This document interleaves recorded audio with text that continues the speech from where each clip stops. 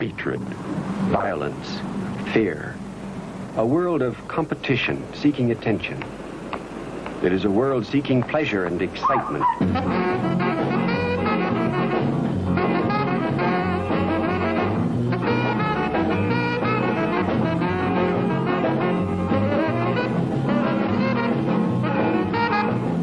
But in spite of outward appearances, for far too many it is a world of loneliness, of frustration, an unsatisfied generation. Why do many fear loneliness? Do they somehow sense that loneliness breeds insecurity and frustration? Is this their only heritage in life? What's the matter with you? Why are you so down? You only live once. Live it right. But what is right? Well, I don't know. How else can you find out? I just feel like getting everything I can out of life. Me too. But I want a nice life. A happy one. Is this the way?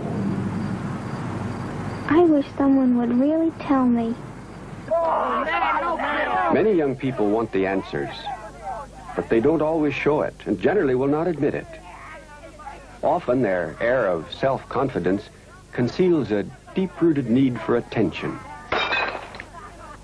Their loneliness and insecurity drive them into conformity, rather than into becoming the individual they claim to be. Hey, man! When I get a car, I don't want no souped-up job. I'm gonna get me a real Ford sports car. And when I get on the road, those cops get out of the way. I'm gonna take off so fast, they need a jet to catch me. Come off it, man. This car, he'll catch anything on the road. Who's gonna get you in sports car, you said? You said yourself he hasn't been alone here for 3 weeks. I don't need my dad or anyone else. I got you to the whiskey, didn't I? Come on, man. Will you quit the bragging? Let's crack it. Once a young person feels committed to a way of life, what can he do? To change takes courage. It takes conviction that his present course is frustrating and dangerous. Where can he turn for the answers?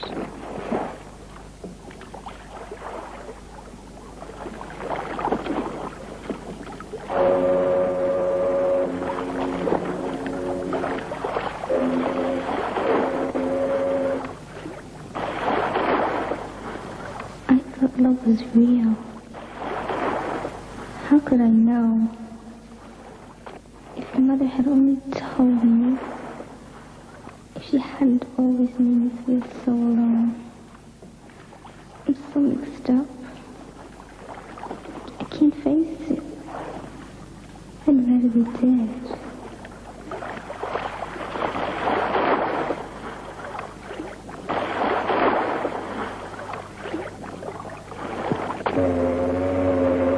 What is the tragedy taking place among so many young people of our generation? A young person is not usually bad unless he's been molded that way by his environment. His life is the product of his home, his family. If that foundation fails him, what does he have to fall back on? If there is no parental love present to secure that foundation, it can even destroy him. Of course, not all frustration leads to complete disaster. But what of all those who are unhappy misfits, who know there's something better, who have hidden hopes and ideals? I always get the creeps when I come home to this empty house. It's like everybody was dead.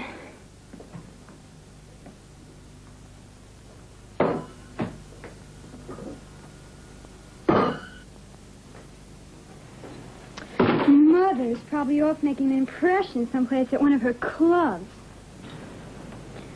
I wonder if Daddy will be home late as usual. I'd almost be glad if he'd beat me. At least he'd be showing me some attention. Maybe someday I shouldn't even bother to come home. Many parents are home. But is that enough? Children need attention. Every day there is an excitement of accomplishment. Minor tragedies to meet. And they need someone to share them with. A series of disappointments, separating father and son, can start the child down that lonely road that plunges him into frustration.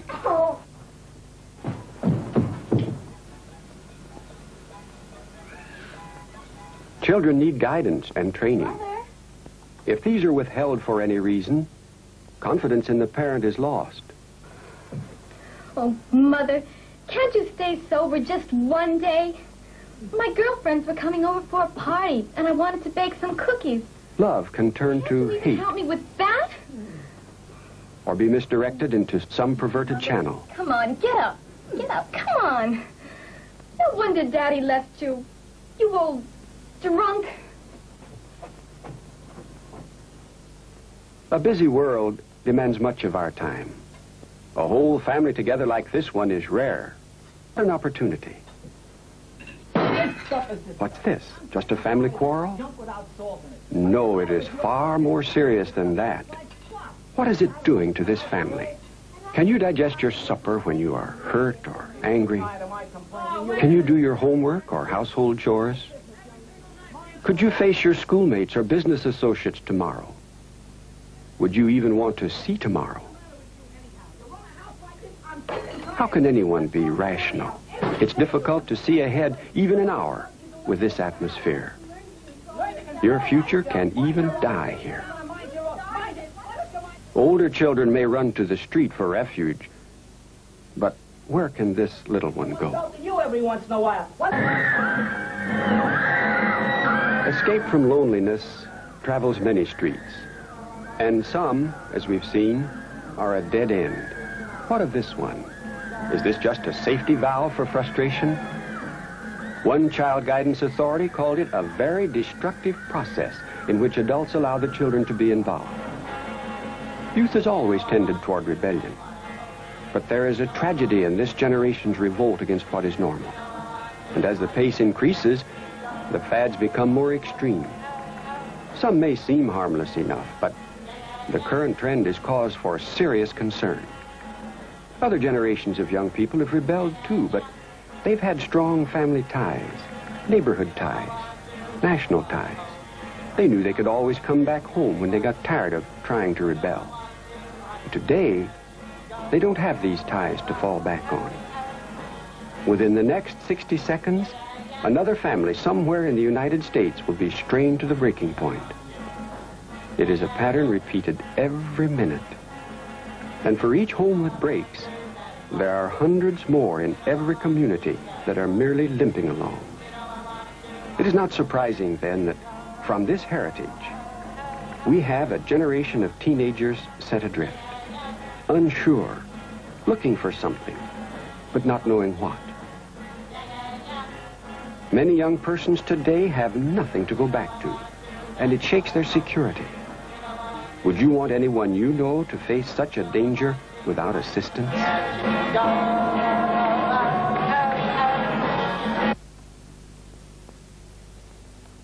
I'm so glad I do have something to fall back on. I know some of my own schoolmates have faced some of the problems you've just seen. It disturbs me very much. But my father and mother have been very kind to me. They have given me a standard to live by. They have introduced me to a source of right principles and security I never want to be without. And I feel somehow that I should do something, too.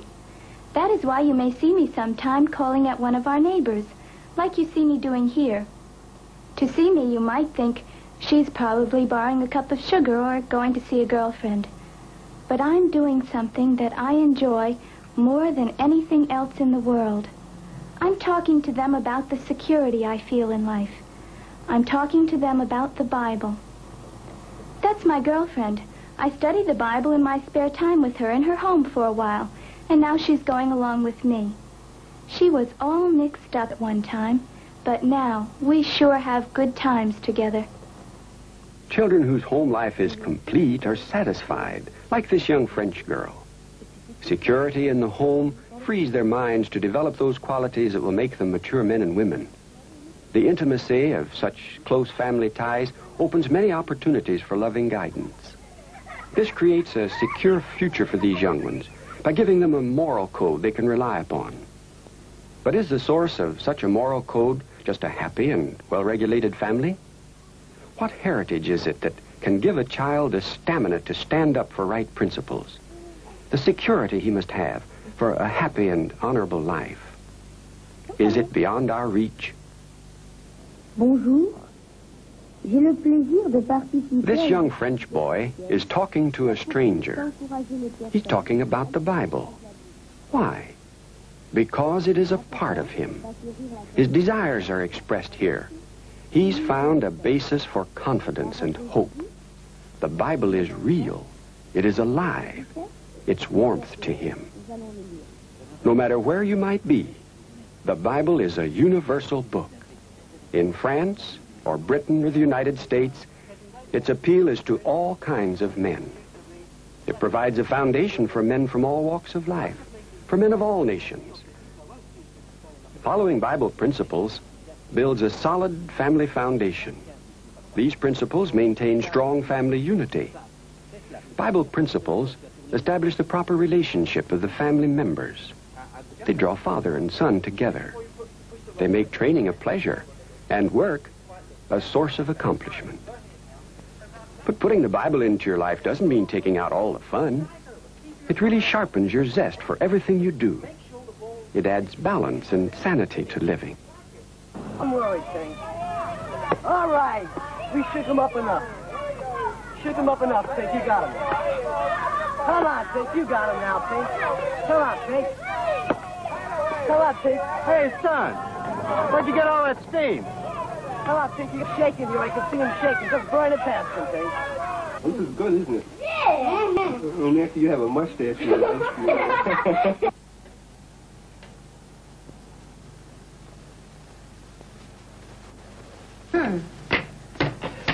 Oh, boy, look at that.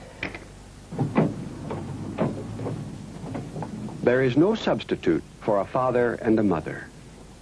Children need the companionship of other youngsters, yes, and they need love and companionship from their parents. But they need supervision at home even more. Parents who are interested in what their children are doing usually have children they can rely upon.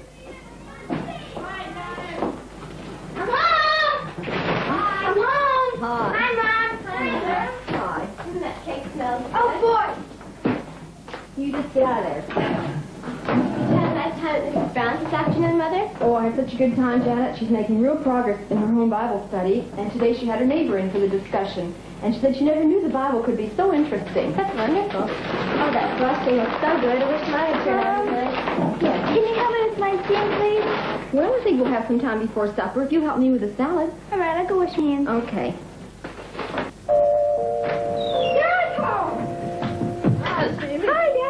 How do you like the airplane I Oh, made? that's a nice one.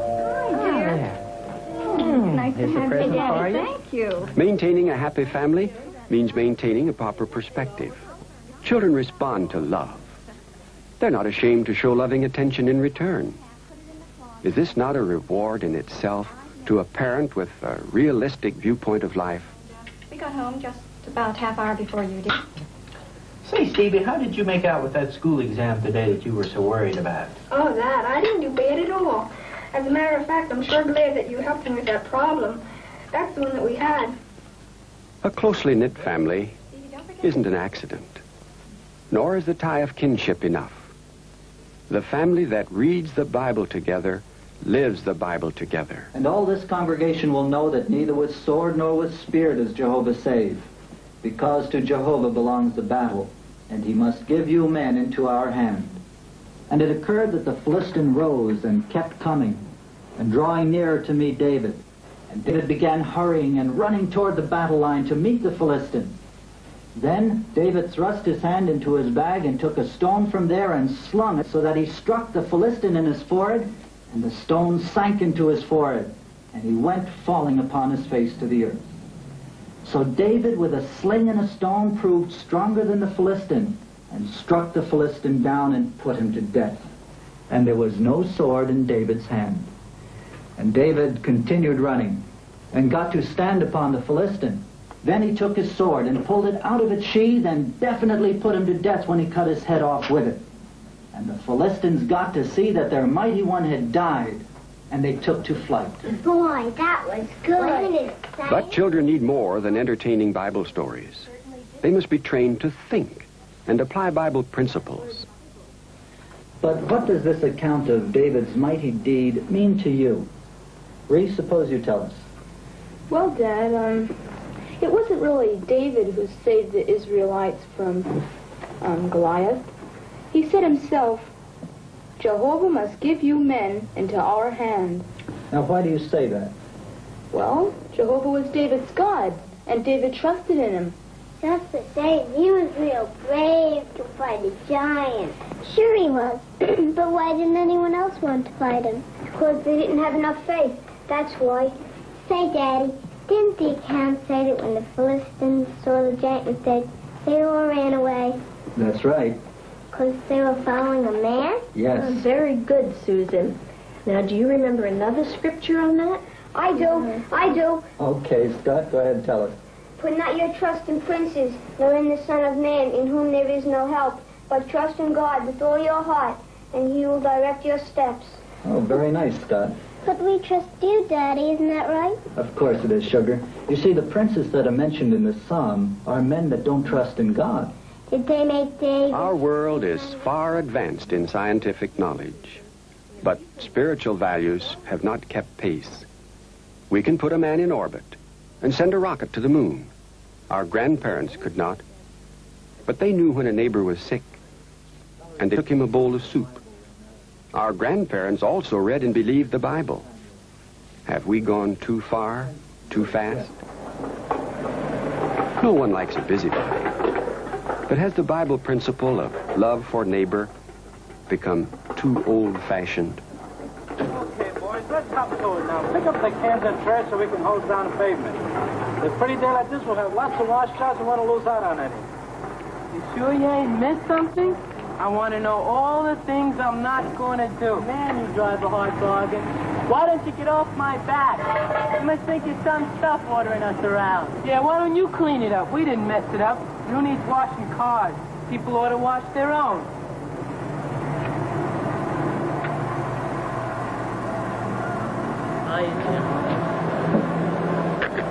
I wish someday someone would set my old man straight. Who does he think he is, anyway? Joe, I'm sorry, but I sure can't agree with you. I couldn't help but overhear the conversation when I drove in. Tell me, what are you trying to prove? That's your father. Why should you try to hurt him? Ever start to think about the way he feels? He wants a clean station because it means more business and a better reputation. Look, Jim, you don't understand how he's always on our backs. I can see how hunchback you are. Seriously, there are a lot of boys who'd like to work here on Saturdays, but you owe your father a lot in life. Yeah, but Now, is he really bad? Why, everybody in the neighborhood likes him. He's really a good guy, always helping people out. You fellows aren't really so bad either, so what is all this? Other guys have off. They don't have to work weekends, and they don't get bossed around. You're considered funny if you just take things. It's yes, sir business and all. You consider me funny? You're No. different. Why? Well, people expect you to be proper. People should expect everyone to be proper. Men have to have... Showing respect for proper authority seems difficult for many young people. There seems to be a sort of resentment against it.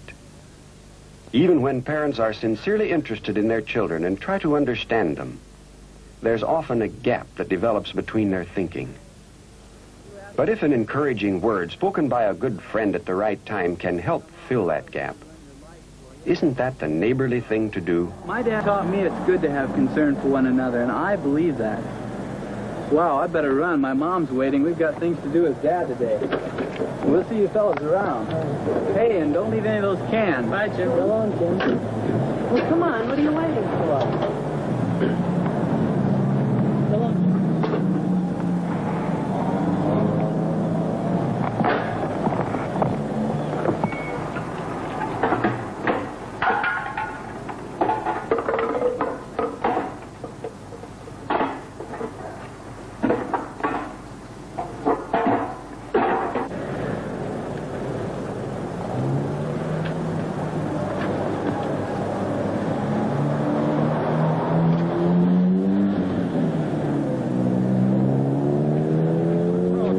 Hi, Jim. Say, Jim, what's your secret formula for raising boys anyway? Why ask me? Well, the other day, young Jim was in here, and he really gave my boys a going over. They were kind of sassy, and I guess young Jim doesn't go for that kind of talk. Anyway, Joe started beefing to Jim, and Jim just had to set him straight. They did my boys good. You know, they always liked Jim. Sort of respect him. I do, too. He's a good boy, polite, thoughtful. You know, always calls me mister. Good. Well, anyway, he's a joy to have around. He's certainly not what you find in so many young people today. I'm really glad he had enough interest in my boys to talk to them. Well, I'm glad you feel that way about it, Charlie. I wouldn't want Jim to interfere in anything if he weren't asked. Oh, no. But as for raising children, you know, I used to have a lot of trouble with young Jim, too. No kid. But we began to study the Bible, and Jehovah's Witnesses helped us to see that the Bible puts the responsibility for our children on us parents. And now that young Jim has become one of Jehovah's Witnesses, too, well, I can reason with him. Of course, as parents, why, we need a lot of help, too. You're telling me? And companionship with one's children is so vital today. And I've found that Bible discussions, shared with the whole family regularly, has helped to bring us close together. There's so many things to talk about. Principles that are taught become deep-rooted. And, you know, Bible principles don't take freedom away from the young people. In fact, it probably gives them more freedom. Why do you say that? Well, they feel more secure because they know how far the rules of life extend. The disrespect you find in people today, young and old, stems from their insecurity, not knowing proper Bible principles, so they feel they have to prove themselves somehow. When they are secure, well, they can afford to be more generous then with their time as well as with their manners. I know that young Jim was glad to help out your boys the other day. It was good to see that they appreciate it. Say, why don't you come over to our home tomorrow after you close up? It's our regular night for getting together as a family and talking about these very things. Well, I think I will. Good. In the fast pace of our generation, the gap between the thinking of father and son widens with every decade. It's too great to bridge without a controlling standard that both can accept and respect. The Bible provides this standard. It served successive generations for over 3,000 years. Can our generation be so different that the Bible is no longer adequate? A jet plane moves faster than an ox, but the men at the controls of both have the same basic emotions and the same common needs. And neither is sufficient to himself. Why cannot the same standard serve all men? The Bible book of Hebrews, chapter 4, verse 12 says, "For the word of God is alive, and exerts power, and is sharper than any two-edged sword, and pierces even to the dividing of the soul and spirit, and of the joints and their marrow, and is able to discern the thoughts and intentions of the heart." Can a better guide for living be found even in our modern space age? Whenever I'm faced with a problem like that, Billy, I like to see what the Bible has to say. Its standards are pretty sound, you know. We've broken away from Victorian standards. They're just a guilt complex. Puritanical standards of the Bible aren't good form anymore. What makes you think the Bible's puritanical or Victorian? Well, it is, isn't it? No, there's nothing narrow-minded or bigoted about the Bible. The Bible's very frank. That's why Jehovah's Witnesses study it so carefully. But let me ask you, Billy, how many times have you changed your sense of value since I've known you? Well, that's all a part of growing up, I guess. But life's not an experiment. It needn't be anyway. It's true the Bible sets a high moral standard, but did you know that every bad concept of living is discussed someplace in the Bible as a bad example?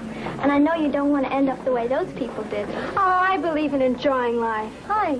Well, so do I, but you don't have to break God's laws to enjoy life. My family really enjoys living.